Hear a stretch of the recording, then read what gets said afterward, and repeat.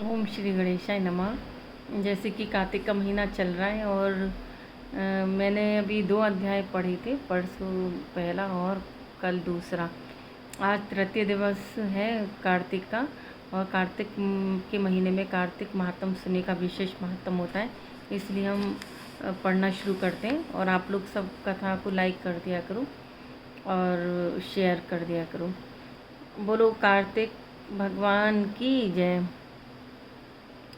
गणेश भगवान की जय। तीसरा अध्याय, सागर पुत्र शंकासुर द्वारा वेद मंत्रों का हरण। सत्यभामा बोली, हे भगवान, आप तीनों कालों के जानने वाले हैं। आप काल स्वरूप हैं और सब काल के समान हैं। तब फिर आप कार्तिक मास को ही इतना श्रेष्ठ क्यों मानते हैं? हे देव, इसी प्रकार सब तिथियों में एकादशी और सब महीनों में कार्तिक का महीना ही आपको क्यों प्रिय है, इसका कारण बताइए। श्री कृष्ण बोले, हे कांते, तुमने बड़ा अच्छा प्रश्न किया। इस विषय में एकाग्रचित्त होकर राजा वेणु के पुत्र पृथु और महर्षि नारद का पूरा संवाद सुनो। जिसे पहले महाराज पृथु ने नारद से पूछा था, तब नारद जी ने कार्तिक मास की महिमा बतलाई। नारद जी बोले, पहले समय में सागर का पुत्र शंखासुर नामक राक्षस त्रिलोकी को मथ डालने वाला महापराक्रमी पैदा हुआ था। उसने अपने पराक्रम से संपूर्ण देवताओं को जीतकर स्वर्ग से निकाल दिया तथा इंद्रादिक संपूर्ण लोकपालों के अधिकार अपने हाथ में कर लिए।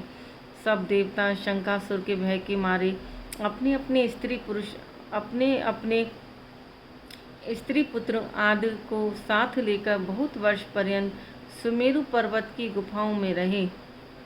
तब शंकासुर ने विचार किया कि मैंने देवताओं को तो जीत लिया है, परंतु ये अब भी बहुत बलवान मालूम होते हैं। हाँ, अब मैंने जान लिया है कि वे सब वेद मंत्रों से युक्त हैं, इसी से वे बलवान हैं। अतः उनके वेद मंत्रों का हरण कर लिया जाए तो वे सब स्वयं ही बलहीन हो जाएंगे।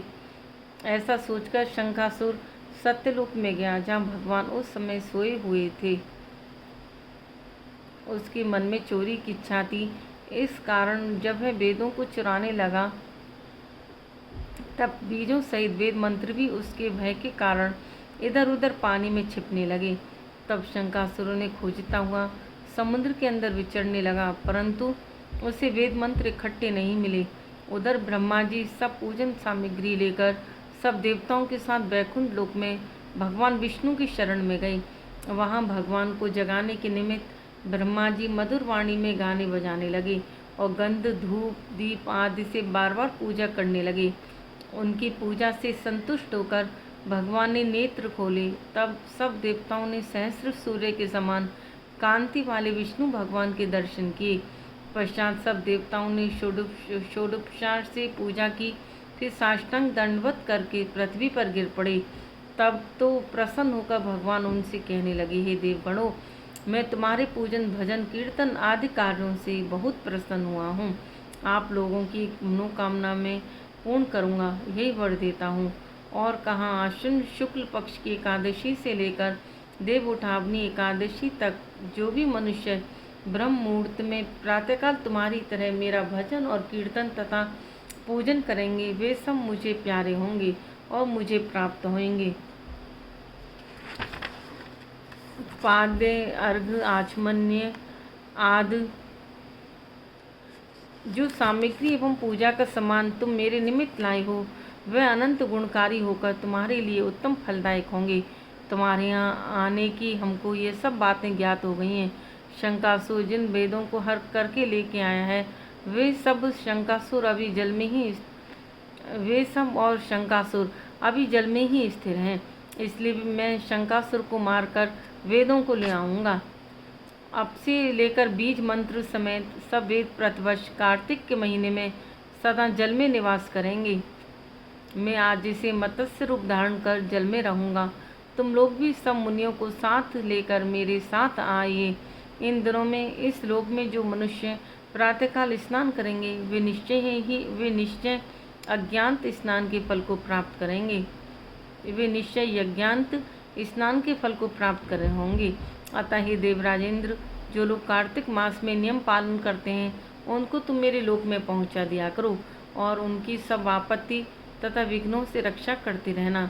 हे वरुण, तुम उनको पुत्र पौत्र आदि देते रहो। हे धनपत कुबेर, तुम उनकी धन दाने से वृद्धि करते रहना, क्योंकि कार्तिक का व्रत करने वाला जीवन से मुक्त हो जाता है और वह मेरा ही स्वरूप धारण कर लेता है। और हे अनंत देवताओं, जो जन्म से मरण तक इस उत्तम व्रत का नियम पालन करता है वह तुम्हारा ही पूज्य है। तुम लोगों ने मुझे एकादशी के दिन जगाया है, इसलिए यह तिथि परम पवित्र है और सदा मनाने योग्य है। यह तिथि मेरे लिए परम प्यारी है। हे देवगणों, विधि पूर्वक किए गए ये दोनों व्रत प्रत्येक प्राणी को मेरे ही समीप पहुंचा देते हैं। इनके समान ना कोई तीर्थ है, ना कोई दान है और ना कोई व्रत है जो स्वर्ग दे सके। बोलो श्री कृष्ण भगवान की जय। सभी ने कथा सुनी, धन्यवाद। और सब कथाओं को लाइक करें, शेयर करें। जिसने सब्सक्राइब नहीं किया सब्सक्राइब करें और अधिक से अधिक शेयर किया करें। और कमेंट बॉक्स में जय श्री कृष्ण कुछ भी लिखें।